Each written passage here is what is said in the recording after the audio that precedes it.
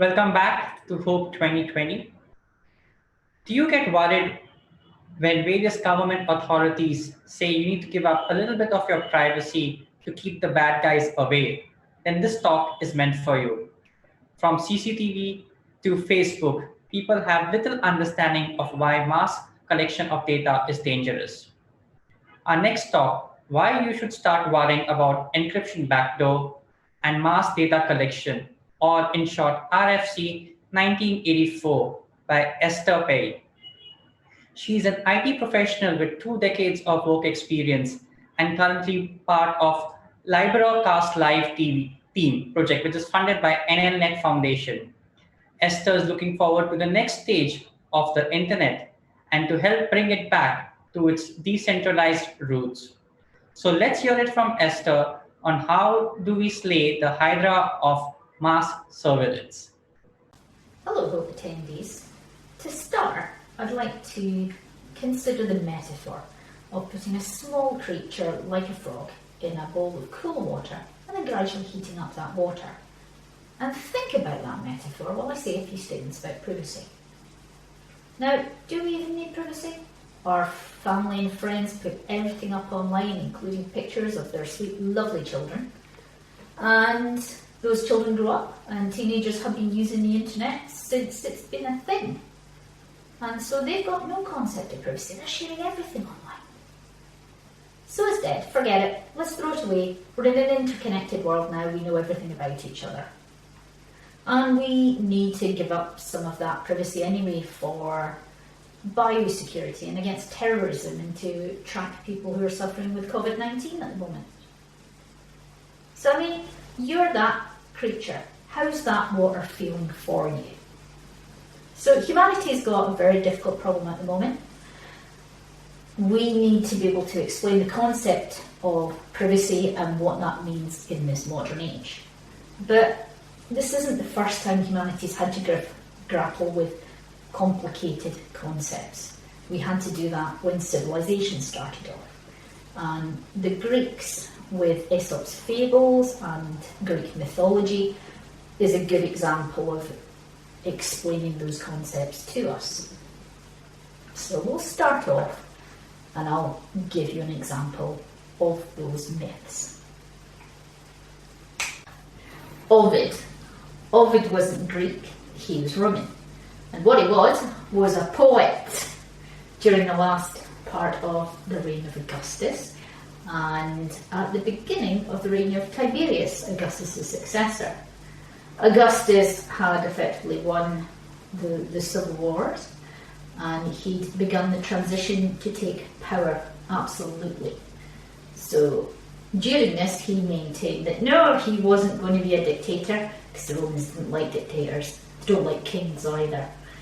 He was not king, he wasn't a dictator. What he was the first citizen. Just because he happened to have other powerful roles like, say, consul at times, and the Pontius Maximus, which was the chief priest of Jove, who was the father of the gods, and is the Roman equivalent to Zeus.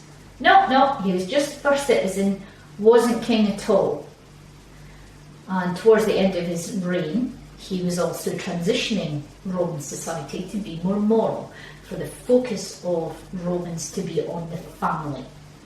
And Ovid, being young, being an edgy poet, thought Virgil was stuffy and he was gonna really shock people with what he wrote.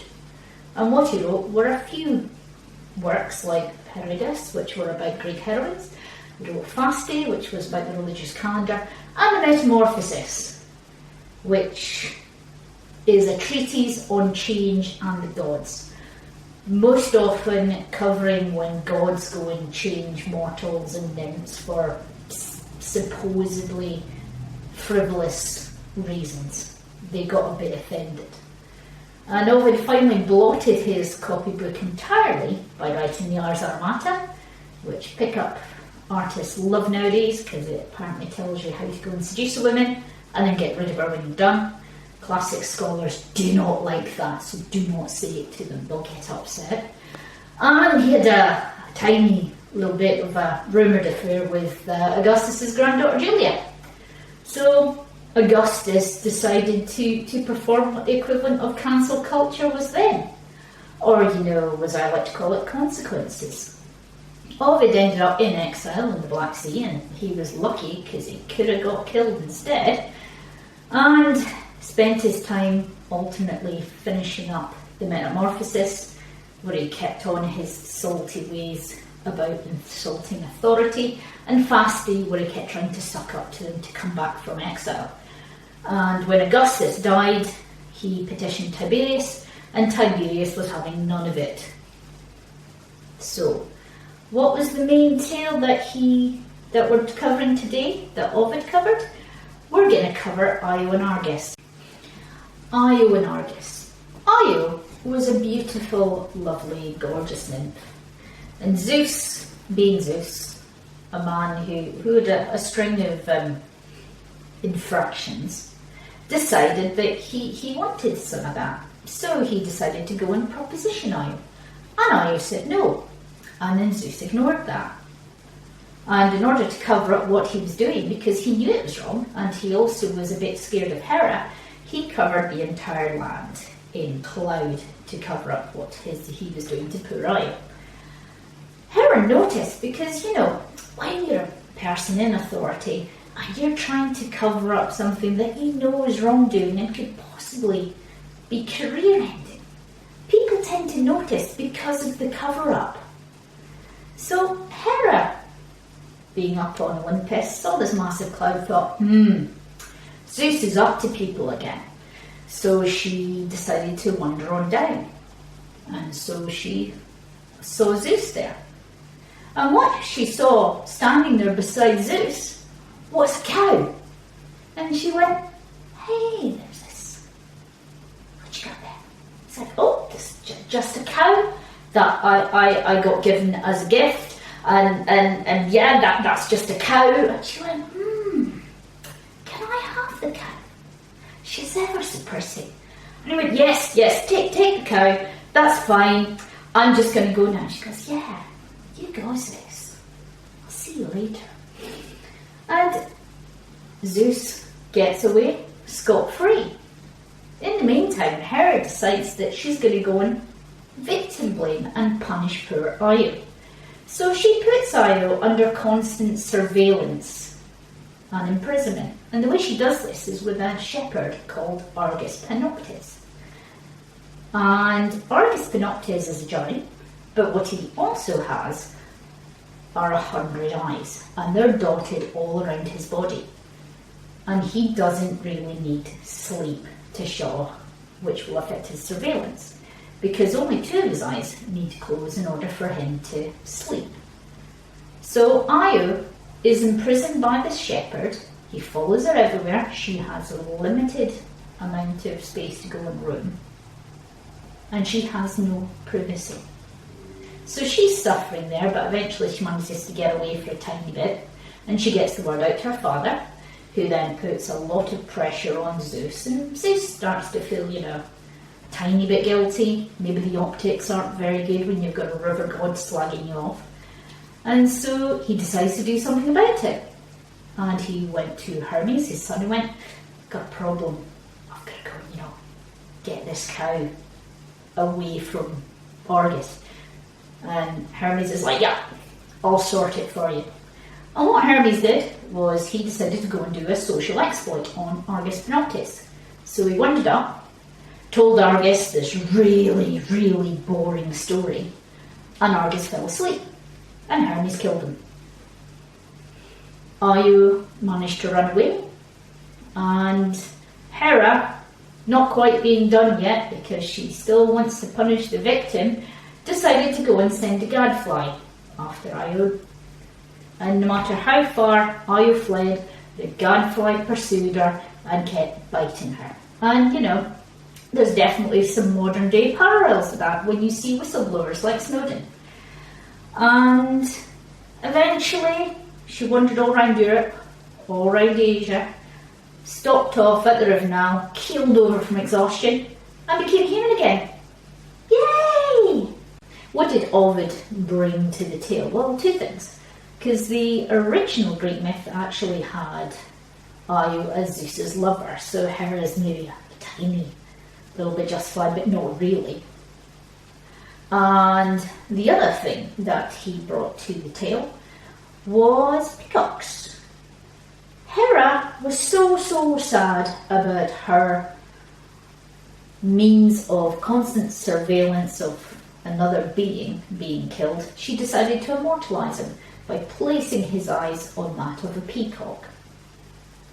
But what does this have to do with nowadays? So aside from the political ramifications and relevance that Ovid teaches us, we're still inspired quite a bit by Argus Panoptix, that 100-eyed giant. We care more about the technology.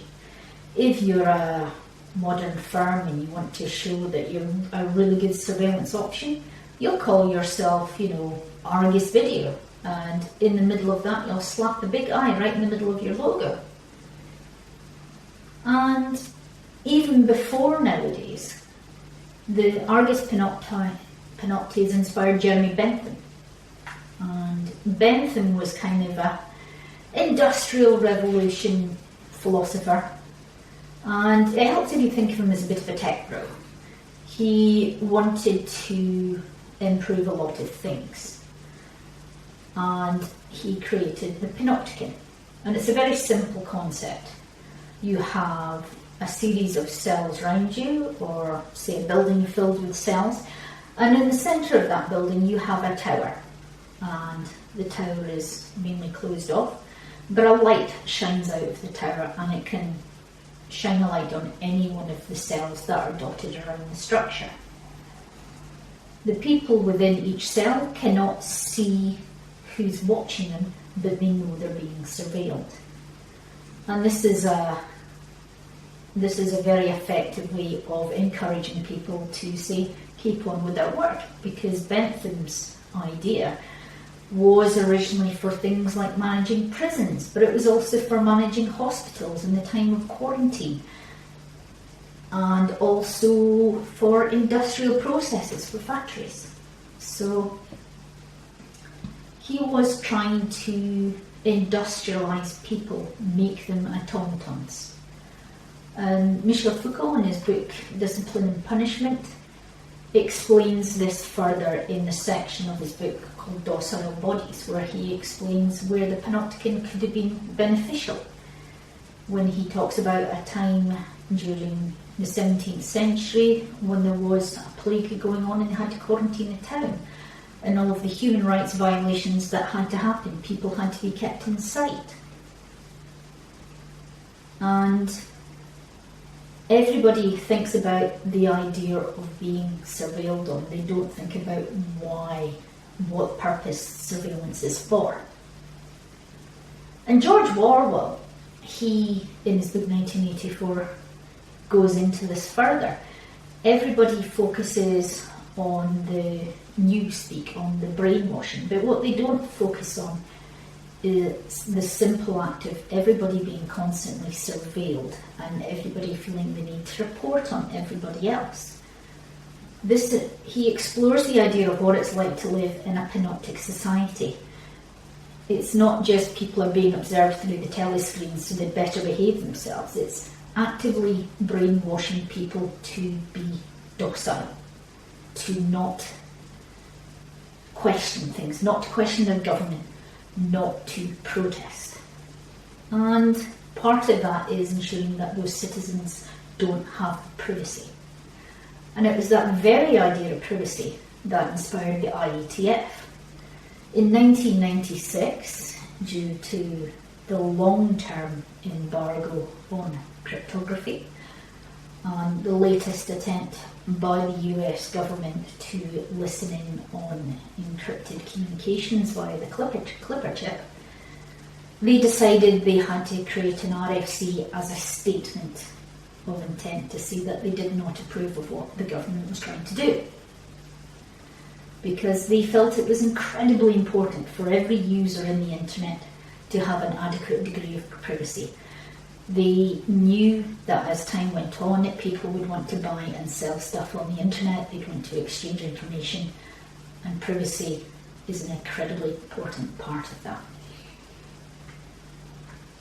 And in 2015 they decided to make it best current practice, just because everybody was starting to think that privacy is quite an important thing, especially after the Snowden revelations, so everybody should know about this RFC. It's quite an important one. The statement of the RFC goes on about certain aspects. So they were worried about governments imposing restrictions on cryptography. And they were incredibly worried about governments making organisations produce software with weakened encryption that would be easy for those governments to break. Because if governments can break it, you can guarantee that foreign governments can break it, criminals can break it. And they also didn't agree with the idea of having a central registry of keys in a third party, because that's a central repository of cryptographic keys. And of course some regimes out there don't allow cryptography at all. There is no privacy for people under those regimes. And we should be worried about it. We should know what is threatening our privacy. Governments, for one thing, there is a constant need for them to push for putting a backdoor into all encrypted communications, and the police don't need that backdoor.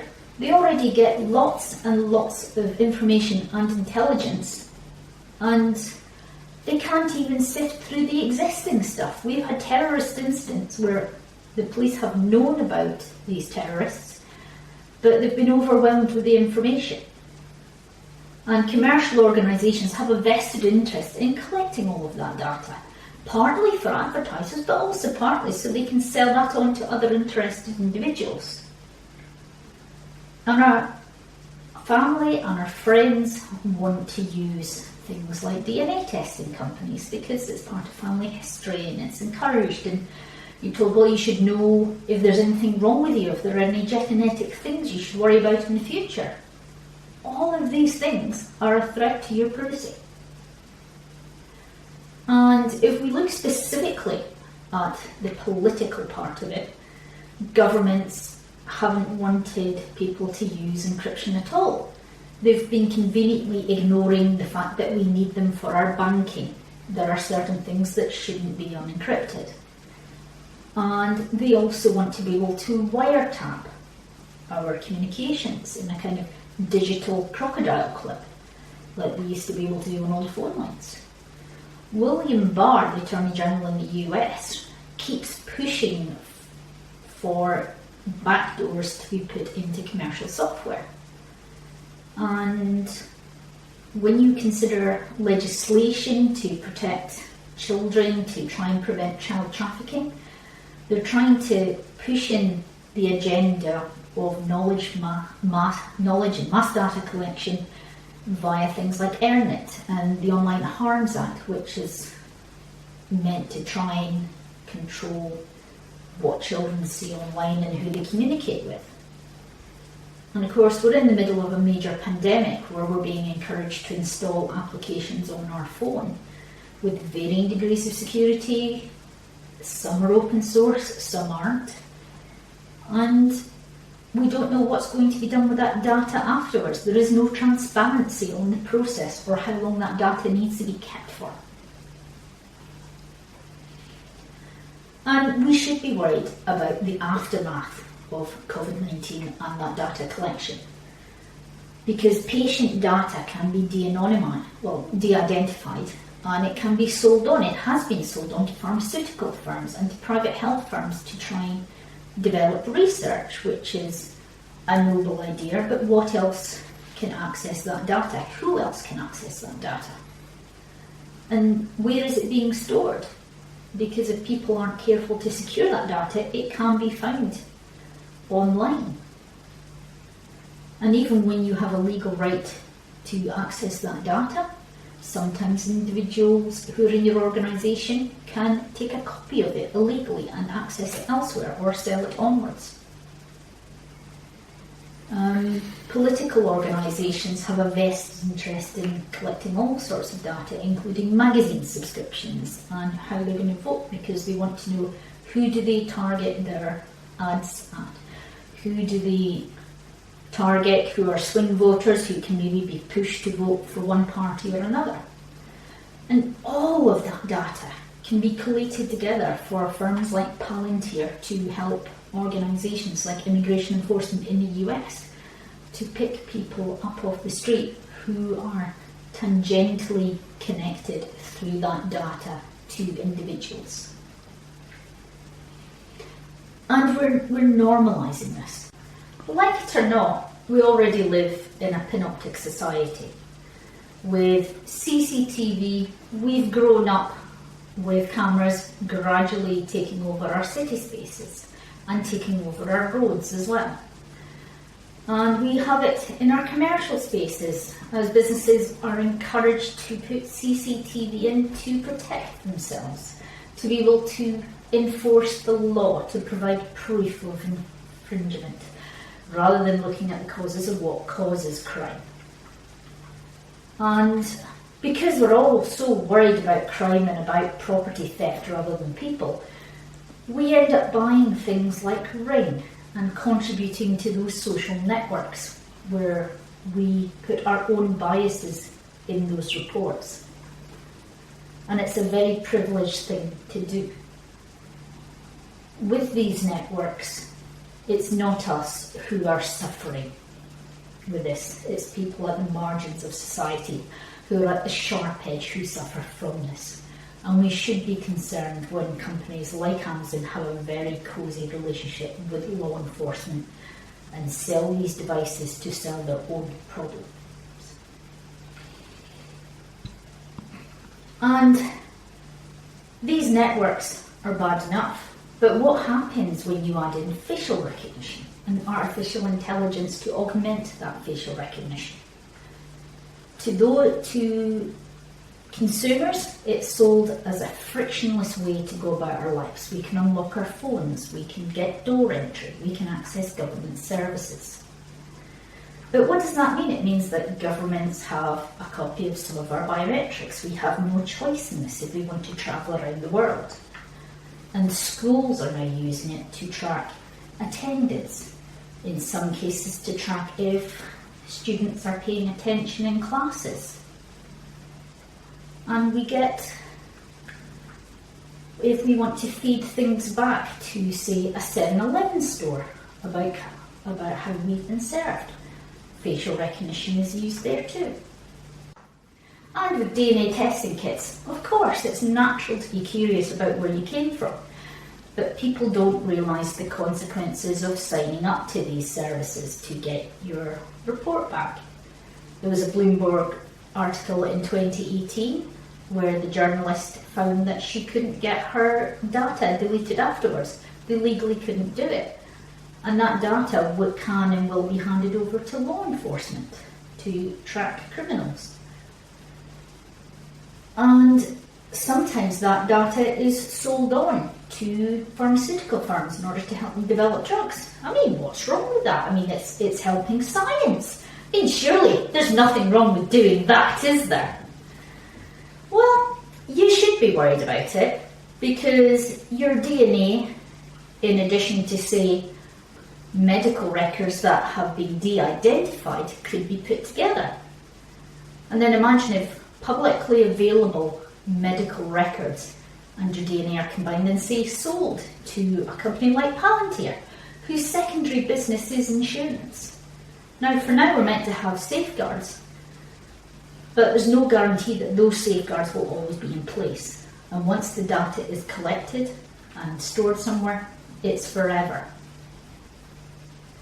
And when you consider using things like biometrics and gait recognition to ensure that people can get into secure areas, you're collecting this data, but you're putting it somewhere where it can be stored. And that data could be hacked into, could be spiked. These systems aren't safe just because unique identifiers are put into that system about you. And I mean, all of these different things, individually, they're not that much of a danger. But put them together, what do you get? You get the modern version of the Panopticon, except instead of that physical prison with the cells in the central tower, what you have instead are everybody looking in at a data profile. Every cell is available with it all focused on you, who you're contacting, what you put up about yourself, the trips you take. And your own social network can be used against you, but it can also be used against other people. So, let's go back to that poor frog in that water, heating up. You're that frog. How's that water feeling? Bit toasty? So do we need privacy? I mean, our families are all on it, and we've all had those arguments. We've asked them. And you may well be at the stage where you're giving up, but you can't give up. Because there's still a risk to your privacy. And saying that teenagers don't care because they live their lives online, that's not true. Teenagers are used to being under constant surveillance and they don't like it. But they've been used to encrypting their own messages. They've not even been using encryption to do it. They've been using steganography. They've encoded messages to each other that their parents don't know about. They've worked out ways to tailor their message to different audiences. And they're actively protesting and trying to disrupt data collection. They know to give false information. They're using it as a form of protest, and they're actively protesting against facial recognition on campuses. The next generation absolutely have this.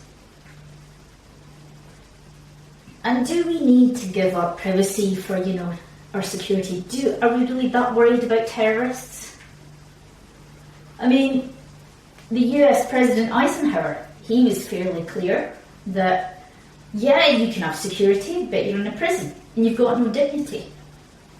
And that's an important part of human rights. You deserve to live your life with privacy and with dignity and without your government spying on every action you do. Because this is what we're looking at if we don't hold our governments in check. If we allow them to just collect data willy-nilly, because it's not really about active intelligence. This is about building cases afterwards if you somehow fall foul of your government. And it doesn't matter where you are in society. It doesn't take much to fall on the wrong side. So, is there hope? So, we're back to Greek myths again. And the best Greek myth is with a very, very distant relation to Io, which was Heracles. And we'll use the Greek name of this rather than the Roman name Hercules, because Heracles originally wasn't born Heracles. He was renamed Hera in an attempt to go and appease Hera, because yet again Zeus had issues with actually getting consent. And what he did this time was disguise himself as the husband of Heracles' mother. Because the husband was away fighting wars, doing battle, and Zeus went, I know what I'll do. I'll go and disguise myself as this king. I'll get my end away, and then, it'll be fine, I'll be a lark. Awesome. And so he visited Hercules' mother, and he went, hey babe, I did so well in this battle because I'm like your husband. She's like, oh, I'm so pleased to have you home, and they do things. And then, of course, later on that day, her real husband comes home and goes, hey babe, I won the battle. And she's like, but you were here already. And he went, no, I wasn't. And she's like, oh. And so this meant that Heracles had a fraternal twin brother, because the Greeks obviously didn't have modern medicine and genetics. So Hera, being justifiably upset that Zeus has done it again, decides that she's going to yet again take it out on the victim, and also on the victim's children this time. I mean, goddess of currents or what? But She first of all attempted to stop Zeus from being born by kidnapping the goddess at childbirth, and then eventually Zeus was born, as was his brother. But the damage was done because Hercules had a cousin, and basically whoever got to be king of the land was whoever was born first. So the cousin got the prize and Hercules got to be a hero instead. Yay! Participation badge. But Hercules grew up, got strong, and married and had children. And then Hera, still being a tiny bit vindictive, sent him mad. So mad that he murdered his wife and children. And once Hercules got his sanity back, was quite rightfully really upset about it, knowing that it could bring bad luck to him and the land. So he went to go, what do I do about it? And Hera went, well, you must atone, and in order for you to atone, you're going to have to go to your cousin, and he's going to give you 10 tasks to do things, and only once he's satisfied will you be forgiven. Now, 10 tasks, and Heracles is famous for 12 tasks. 2 of them didn't count. But we'll get into that. I'm actually only going to focus on one of the tasks in particular, which was sadly not allowed as a task. So this task was the Lernaean Hydra. This was a 9-headed monster that was terrorising the town of Lerna. Now, terrorising wasn't bad enough. It was also venomous, so it was poisoning the local waterways for the town and was a major threat to the town. So this was assigned as a task by Heracles' cousin. So Heracles goes along with his sword going, yeah, just chop its head off. Chop the Hydra's head off, 1 of 9, and the head grew back, and he's like, and tried chopping it off again. No, it's grown back. And Heracles' squire Aulus went, I know, I'll go grab a burning brand, we can cauterize it. So Heracles tried 3rd time, swung his sword, head goes off, Aulus goes, cauterizes the head. This goes on for 9 heads, although the last one's immortal because it was a mythical creature. And so what they did was they went, Athena, what are you doing? She went, well, bury it, dude. Be fine. Heracles did that, defeated the monster, and his cousin went, you had help, this task does not count. Now, technology, like it or not, any technology we have is a tool, can be used for good, can be used for evil, and things like mass data collection and facial recognition are hydras. We're never going to get rid of it, but what we can do is we can limit the use of these technologies. So, back from mythology land once again. The thing you have to realise is that it doesn't matter what you call it, technology, the panopticon, mass surveillance, this is the Hydra. And our society is built on data, how we interact with that data. It's immortal, we're never going to get rid of it. We can temporarily disable these technologies, we can put laws in to try and check abuse of those technologies. Mass data collection is a Hydra head.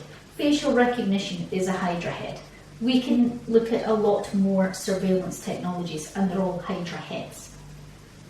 How do we cut off the head? How do we stop them growing back? In legend, the last Hydra head was immortal and it was buried. It's not practical for here. You can't bury technology. You can limit its use. You can ban it. You can discuss why these things aren't a good idea. Which is why it's really good that the mainstream press is starting to catch up with what's going on. We have the documentaries like The Great Hack, we have the Snowden revelations, we have a constantly updating sphere of information that's coming from the mainstream press as they wake up to just how much power is being collated with the mass collection of data. And the legislature is waking up. Certain cities in the US are actively banning facial recognition.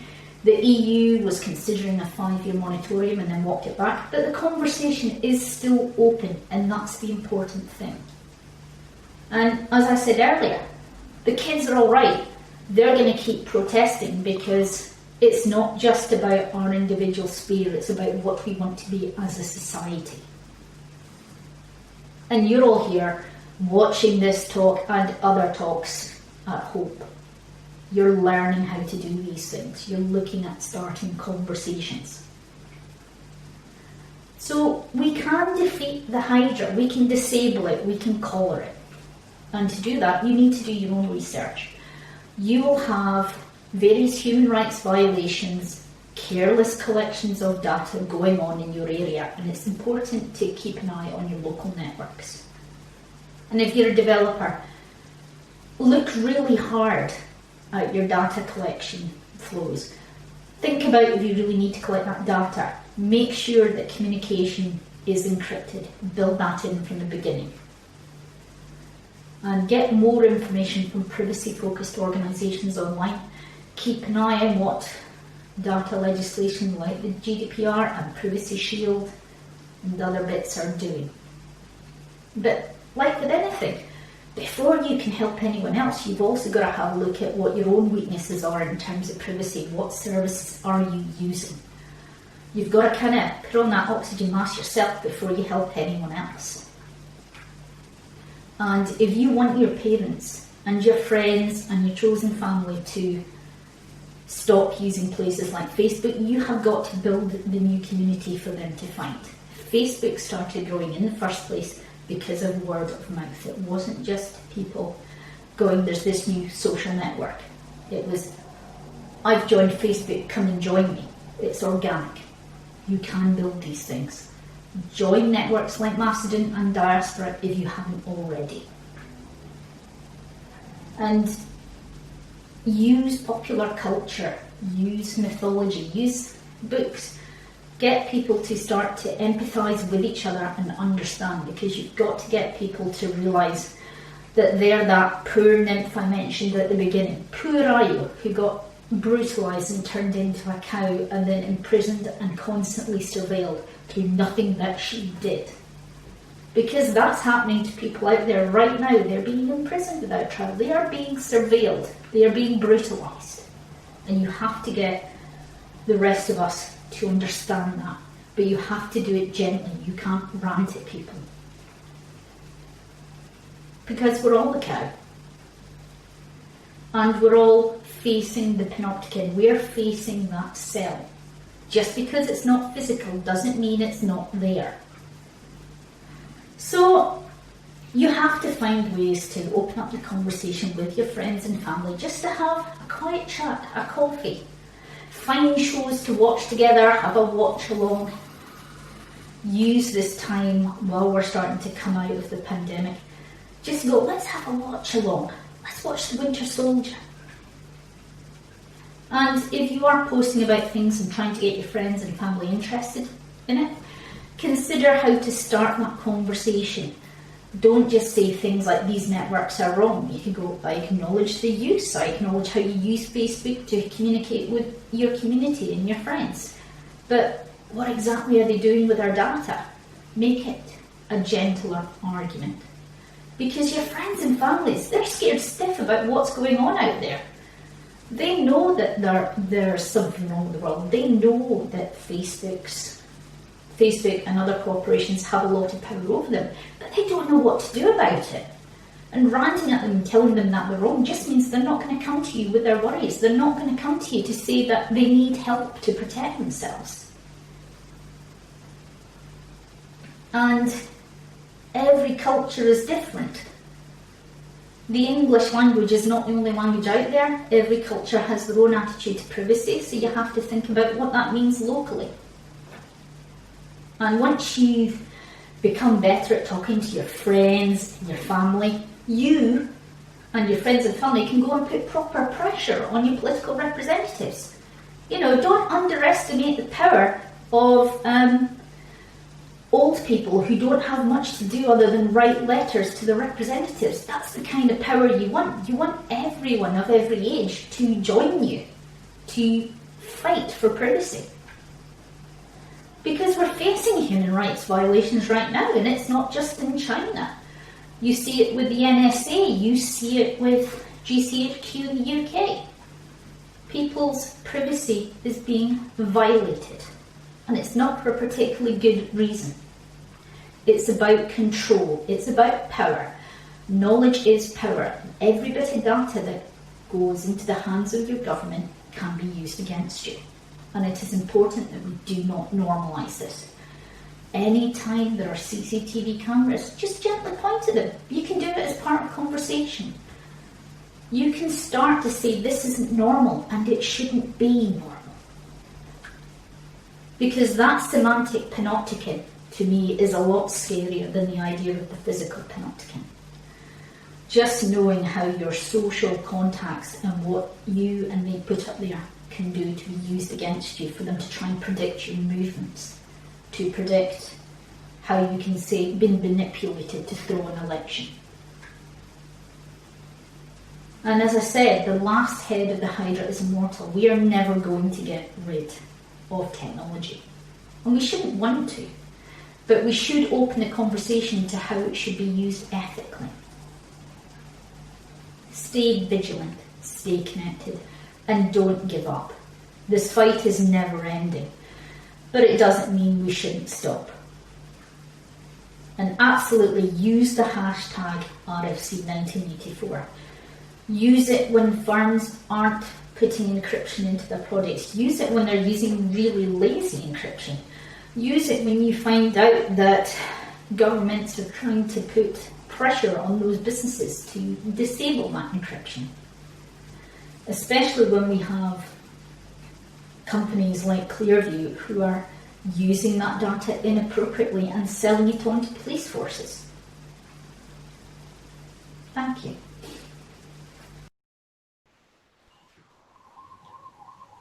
Thank you, Esther, for a wonderful presentation. Now it's time for question and answers from our audience. Our first question. Your peacock background and screen layout are great. What tool did you use to produce your presentation?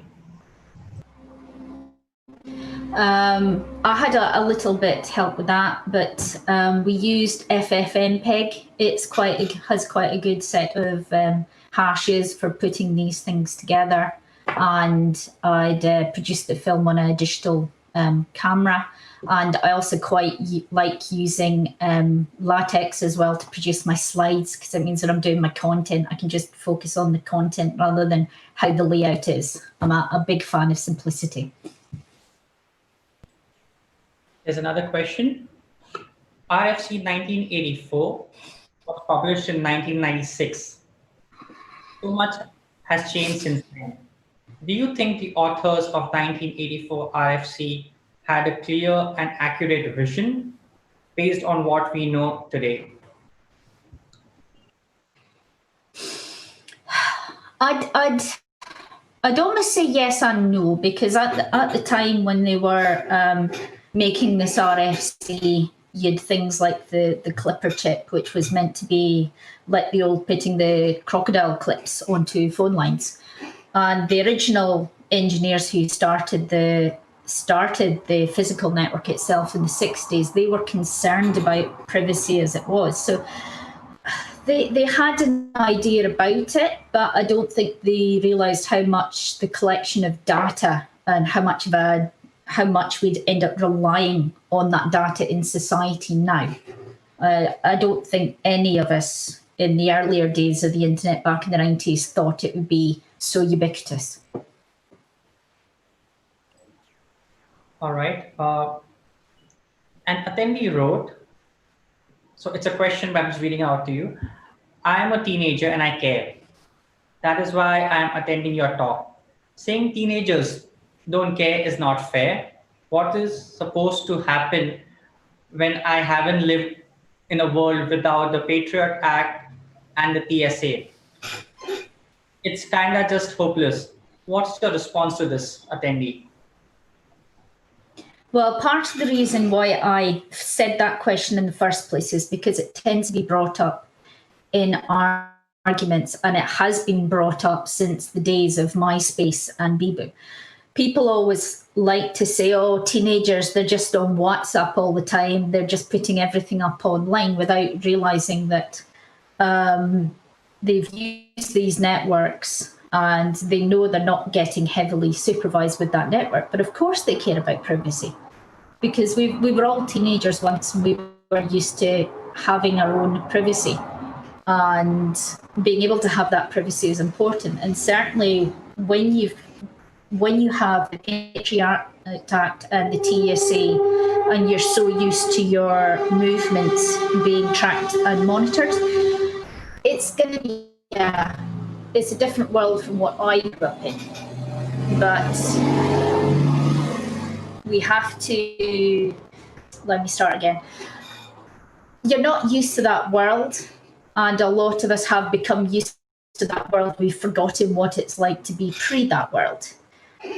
But privacy, part of the reason why it's an important human right is because you need privacy. You need to be able to formulate your thoughts and your arguments so that you can form your own opinion. It's one of the reasons why things like the Metadata Filter Acts in Australia and the Online Harms Act and the EarnIt Act are quite nasty, because the argument is used as we need to protect the children and we need facial recognition to do that. Well, there's more tools than just facial recognition to be able to track child predators and things. And teenagers still need to be able to search safely online. They need to be able to look up books like the Anarchist Cookbook without it causing a whole raft of consequences. They need to have that privacy, and they won't get it with these acts.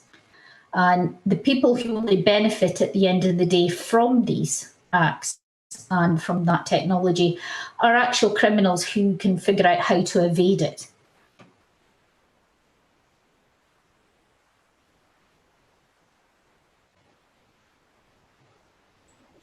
Esther, we just lost your audio. Oh, can you hear me? Yes, it's better now. Okay, I have one last question. Please summarize your key requests or suggestions to our Hope audience on how they could help fight mass surveillance. I would say start to reopen the conversation with the people that you care about, that you know aren't as aware of what's going on out there, because there are lots of talkers here at Hope and who have spoken at Hope in the past about the dangers and how to fight those dangers. But one of the main things when I talk to friends in our space is that people don't want to listen. They're not open to the conversation yet. So we need to be open to that. We need to be open to listening to what our friends and family say, and we need to be able to gently counter those arguments rather than going from a technical but correct point of view of these are bad communities, Facebook is bad for you. We need to try and rephrase it. So it's perhaps we should consider looking elsewhere. And if you want to change the world, you need to help us change it. You need to join networks like Macedon, like Diaspora, and get involved with Activity Pub, please.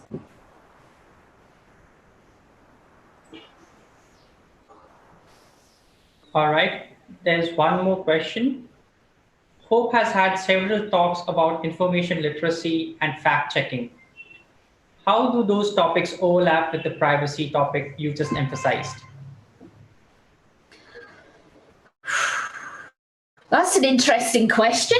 It can be interpreted quite a few ways. Well, I think we have fact-checking things out there, and we can definitely talk to each other and verify how accurate our news is.